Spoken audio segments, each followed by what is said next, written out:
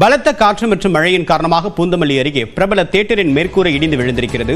கூடுதல் தகவலுடன் நிகரான நம்முடைய செய்தியாளர் சோமசுந்தரம், அங்கு கூடிய பார்வையாளர்கள் ஏதாவது பாதிப்பு ஏற்பட்டிருக்கா? என்ன விவரம்? வணக்கம் தேவப்பிரியன். கடும் வெயில் வாட்டி வதைத்த நிலையில் இன்று சென்னை அதன் சுற்றுவட்டார பகுதிகளில் சூறைக்காற்றுடன் கனமழையானது பெய்தது.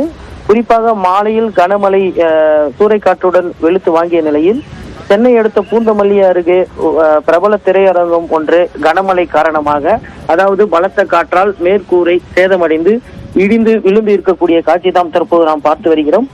பூந்தமல்லி அருகே செம்பரம்பாக்கத்தில் செயல்பட்டு வரக்கூடிய யூபி பிலிம் சிட்டி அருகே யூபி திரையரங்கம் உள்ளது. இந்த திரையரங்கத்தை தற்போது அண்மையில் சந்தோஷ் திரையரங்கம் என பெயர் மாற்றம் செய்யப்பட்டு இங்கு திரைப்படங்கள் திரையிடப்பட்டு வந்தன.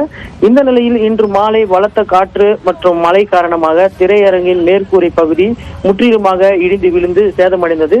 இதனால் திரையரங்கிற்குள் படம் பார்த்து கொண்டிருந்த ரசிகர்கள் அந்த சத்தம் கேட்டு அதிர்ச்சி அடைந்து வெளியே பதட்டம் அடைந்து ஓடத் தொடங்கினர். இதனை அடுத்து அனைவரையும் தியேட்டர் நிர்வாகத்தின் சார்பாக தியேட்டரில் இருந்து பத்திரமாக வெளியே அனுப்பப்பட்டனர். மேலும் இந்த அதாவது சேதமடைந்த திரையரங்கத்திற்கு நசரப்பேட்டை போலீசார் தற்போது பாதுகாப்பும் போட்டுள்ளனர். குறிப்பாக இந்த திரையரங்கில் மாலை காட்சியாக, அதாவது சூர்யா மற்றும் அஜித் படம் இந்த திரையரங்கில் ஓடிக்கொண்டிருந்த நிலையில் ரசிகர்கள் படம் பார்த்து கொண்டிருந்த போது இந்த சம்பவமானது தற்போது நிகழ்ந்துள்ளது. இதனால் அப்பகுதியில் பெரும் பரபரப்பு ஏற்பட்டுள்ளது.